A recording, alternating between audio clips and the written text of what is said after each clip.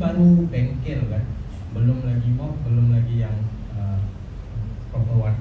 So it's more of a learning curve, I guess.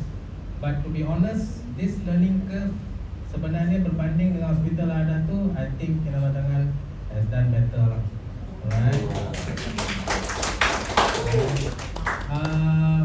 That is my view on this lah. But at the same time, there are a lot of things to be improved lah. So I need Hospital Kinabatangan to gather themselves and selaraskan banyak benda lah. Alright. So I start with a few things lah, right? Misi, visi, objektif kan, and values. Macam ada ketidakpahaman dan tidak selaras, alright? So if you all are using visi itu sebagai cemerlang, that is what you are trying to be hala tuju kan, that is your matlamat. So to provide excellent care, katakan itu visi. Then your misi should be how you gonna achieve that. So that mission is actually you can I see a lot of them putting berkualiti kan. So when you put berkualiti, dia jadi susah, alright? Ataupun you boleh letak menggambling tenaga, striving towards excellence kan, itu can be mission. Then if that is so, then your objective should be how to strive. Then you letaklah rawatan mengikut piawaian, alright? Because if you put berkualiti, it's unmeasurable kan. Sebab quality we know it is meeting or exceeding expectations of your client. Itu definition dia. So if you do that, then the question would be how you gonna measure. Macam mana nak memenuhi cita rasa pelanggan kan. You cannot meet everyone's expectations. So sebab tu you ada piawaian, you ada taburan normal kan. So piawaian akan jadi your objektif, masa akan jadi objektif, right? Something which is measurable. So I think this one, every unit yang I pergi sebenarnya I buat untuk clinical service 9, labor room delivery services and also HDU campur dengan IR lah. So hampir semua dia punya problem ialah ini definition. Not only this hospital lah, satu Sabah masalah yang sama. Even kau tengoklah JKN punya misi-misi itu pun sama juga. Masing-masing tak faham. Memang visi kita. Okay, and then for IR especially, dia jawatan kuasa. So term of reference kena ada siapa yang turun dalam apa fungsi sebenarnya jawatan kuasa itu, and then siapa yang menganggotai jawatan kuasa, dan apa skop tugas siapa yang anggotai dia. Kalau penyelaras, apa tugas penyelaras. Kalau setiausaha, apa tugas setiausaha. Right? Itu. And then IR I nampak kesinambungan jadi masalah. Saya faham ini problem dengan TOT JKNS, right? Sebab ada arahan yang kata jangan edarkan borang IR kepada lapangan untuk menjaga sulit pesakit. Alright, ini saya dah bincang dengan previous penyelaras JKNS dulu masa MSQH hentam kami. Saya dah bincang dengan dia. So memang dibenarkan untuk disimpan di lapangan. The only problem is when it comes to RCA, MSQH pun kata yang itu sepatutnya they call it red box lah, sepatutnya disimpan di peti berkunci. Tapi itu pun the last page of it, actually you can give it to the lapangan untuk penambahbaikan. Boleh bagi actually, but then you the penyelaras IRCA just buat lah abbreviation ataupun you know the coding, no need to letak nama patient, no need to letak nama staff yang menyiasat, yang menyiasat tu, terus pasukan siasatan. Ya. Itu je bak isu dia. MRN jangan letak lah. Because by right, any of our document, kalau you nak letak nama patient, you kena sulitkan.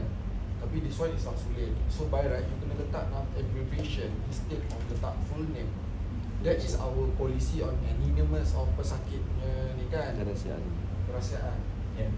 Right. So that we will learn something from it. Itu dia punya matlamat sebenarnya. Patient safety to learn from your incidents that has occurred. So benda tu sepatutnya sampai ke lapangan balik. Sebab auditor akan pergi lapangan, dia tanya, you ada insiden tak sini? You cakap ada, okay ada. Ini apa yang ada? So borang sudah dihantar ke quality. So selepas tu apa jadi? Tak ada. Kami masih menunggu maklum balas dari quality. Itu yang menjadi masalah, right? So please be careful on that as well. And then apa saya tengok CNP macam ada problem pengurusan saya rasa. Surat pelantikan CNP everything macam stuck. Belum stuck. Ya, please Urusan. push for that lah, alright? Masih ada masa, so time to push. And then appointment letter actually dia punya job description you can belakang tu you boleh letak terus, you boleh satu helai, alright? Tapi mesti ada job description for appointment letters lah, alright? Kalau bukan jawatan kuasa, okay? And then okay, ini di lapangan lah apa yang saya nampak. HDU ada satu bilik reuse dah. Apa tu untuk diffuser kan? Dia ada satu slab. Di mana dia orang simpan diffuser ni di atas slab ni. Slab ni dia sebenarnya di atas sinki. Tapi between the sinki and the slab ada rongga, ada kawasan kosong. And then dari slab kepada mesin tu pun ada tempat kosong. So ini sangat kotor kawasan itu. Right, itu kena jaga. And then HDU macam very cluttered, sangat sempit ruang dia.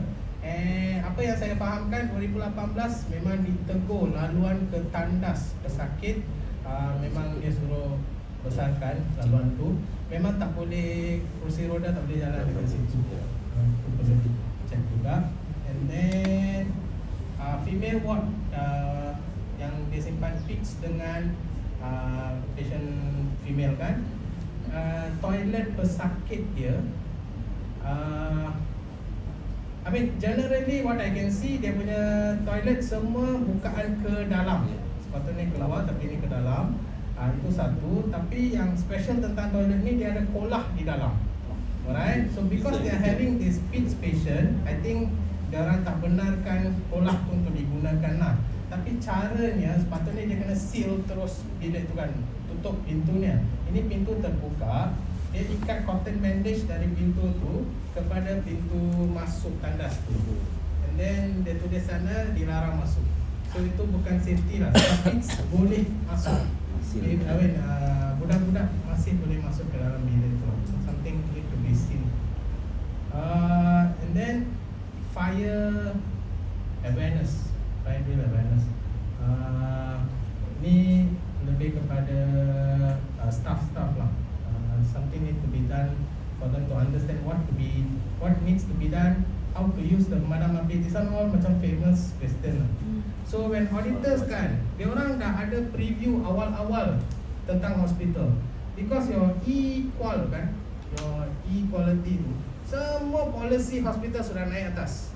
Dia dah baca dah apa yang you all tulis. And then your self-assessment form dah sampai dekat dia sebelum dia datang. So they come to you, only a few of them will come kan. Macam kita, LD pun dah 5-6 orang JKNS nak campur. There will be half of this. So they will come very very targeted. They know sudah di mana masalah. Dia orang akan datang tanya soalan berpandukan itu sahaja selalunya. So susah nak gebang masa tu, right? So first thing first, aturkan you punya filing tu supaya senang, especially those holding the standards. Dia kena tahu mana dia nak cari barang tu. Alright, macam saya tanya kehadiran untuk kursus kan, you all letak dalam logbook. Betul?